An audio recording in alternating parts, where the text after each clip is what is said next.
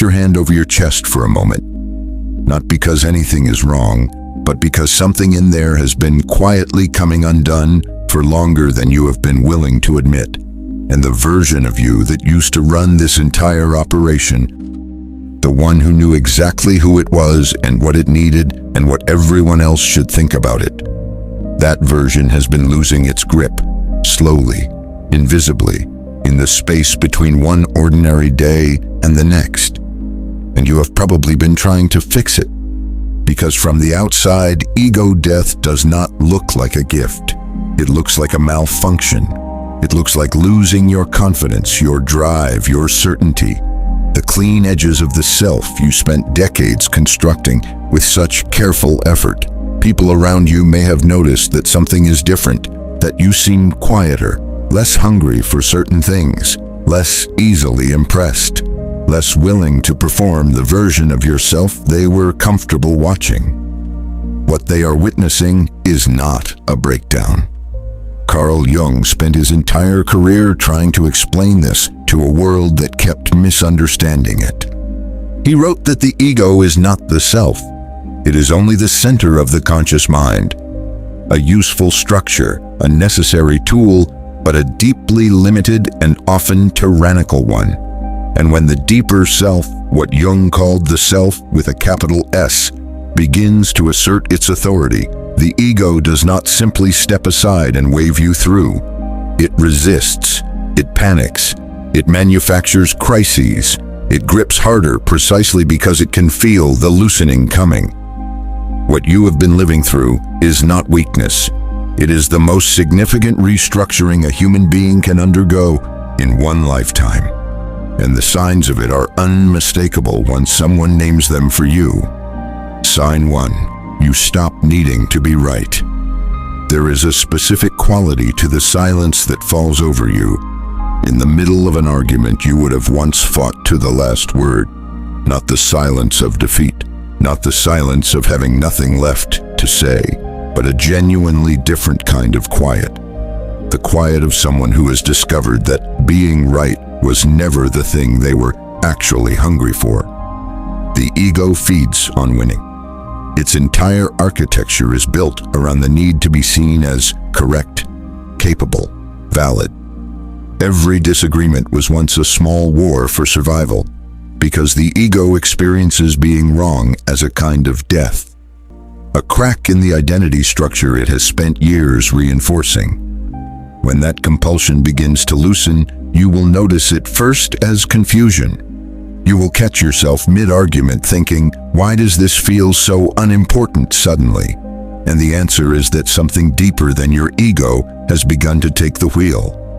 Sign 2. Solitude stops feeling like punishment.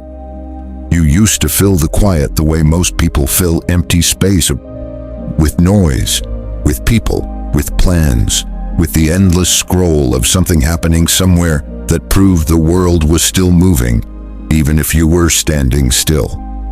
Aloneness once carried a charge to it, a faint but persistent accusation that something was wrong with you for having arrived here without a full room of witnesses. Something has shifted in your relationship with your own company. The silence has stopped threatening you. You can sit in a room with yourself for an entire afternoon and discover that what is in there is not the chaos you were afraid to meet, but something far quieter and far more interesting than the noise you were using to drown it out. Jung wrote that whoever looks outside dreams, and whoever looks inside awakens. And the ego, which spent its entire existence performing for an external audience, has no idea what to do in a world where the audience no longer feels necessary. Sign 3. You feel grief with no clear origin. This one surprises people, because you expected ego death to feel like freedom, and sometimes it does. But before the freedom, there is almost always a mourning that you cannot attach to any single loss. You grieve without knowing precisely what you are grieving, and the people around you may interpret this as depression or crisis, because it does not have a story they can follow. There is no event, no explanation, just a heaviness that arrives in quiet moments and asks to be sat with rather than solved. What you are mourning is real. You are mourning the self you spent a lifetime being, the familiar architecture of an identity that may have been limiting but was also yours, the only home you had ever known from the inside. Jung understood that every genuine transformation requires a genuine loss, and the grief is not a sign that something has gone wrong. It is the precise proof that something real is leaving. Sign 4. The things you chased lose their taste. The goals that once organized your entire interior life begin to feel curiously hollow. Not because you have achieved them and moved past them, but because something inside you has quietly reclassified them. What once felt essential now feels optional. What once felt urgent now feels like a question worth asking before answering. This can be terrifying if you mistake it for meaninglessness, if you think you are losing your ambition or your aliveness or your reason to participate in the forward movement of your own life. What is actually happening is more precise than that. The ego's borrowed desires, the ones it absorbed from parents, culture, comparison, the relentless measurement against the lives of others. Those are the desires losing their flavor. The deeper wants, the ones that belong to the actual self underneath the performance, those are just beginning to clarify. Sign 5. You begin to observe yourself from a slight distance. Something peculiar starts happening in the middle of your own reactions. A part of you that is watching becomes distinguishable from the part of you that is feeling. You get angry, and at the same moment, somewhere behind the anger, there is a witness who simply notes, there is anger here. Jung called this the emergence of the observing ego, that crucial developmental moment when the psyche begins to differentiate between the experience and the experiencer, between the wave and the ocean it rises from. This does not make you cold. It does not make you detached in any way that matters. What it does is give you a fraction of a second between stimulus and response that you never had before. And in that fraction of a second, something entirely new becomes possible. Sign 6. You stop recognizing yourself in old photographs of your behavior. Not in pictures on your phone, but in the memory photographs of how you used to move through a room, how you used to handle conflict, how you used to need certain things from people who were never going to be able to provide them. You look back at the self who did those things, and the recognition is almost gone. You can remember performing those patterns, but you cannot remember being the person who found them natural. This is disorienting in a way that is genuinely difficult to explain to someone who has not lived it. Because the continuity of self, the sense that I am the same person who was also that person, becomes strangely porous. The thread is still there, but the person at the other end of it feels like someone you once knew rather than someone you still are. Sign 7. Your masks are getting heavier. Every role you play that does not belong to the actual self beneath the ego has started to feel like wearing wet wool in a warm room. The professional mask, the family mask, the version of you that shows up in certain rooms and performs certainty you no longer feel about anything. None of these roles has disappeared, but they no longer sit naturally on you the way they once did. You catch yourself in the middle of the performance, aware that you are performing, and that awareness alone changes everything about what it costs you to continue.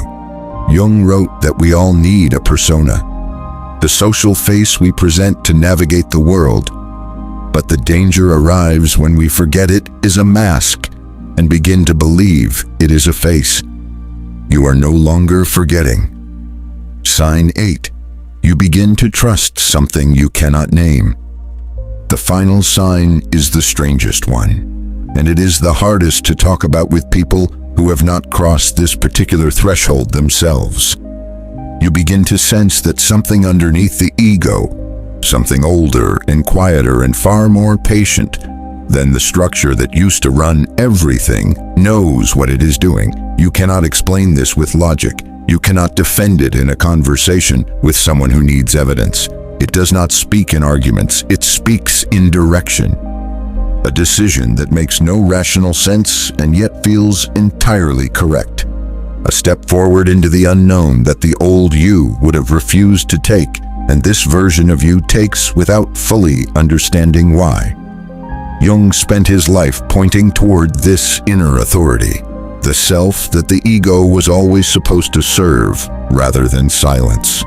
And when the ego begins to loosen its grip, enough for that deeper intelligence to be heard, the entire organizing principle of your interior life begins to change.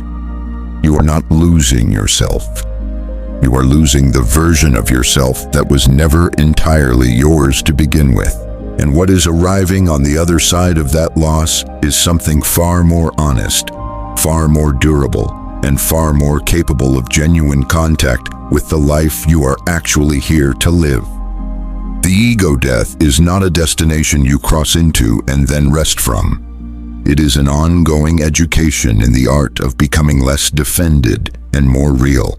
And the days when it feels like loss rather than liberation are not setbacks. They are the exact texture of what genuine transformation actually feels like from the inside. You are not broken. You are being rebuilt at a level the old structure was never designed to reach.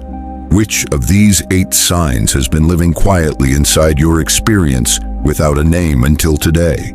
Tell me in the comments below, because someone else is reading this right now inside the same unnamed passage. And your words might be the ones that let them know they are not alone in it.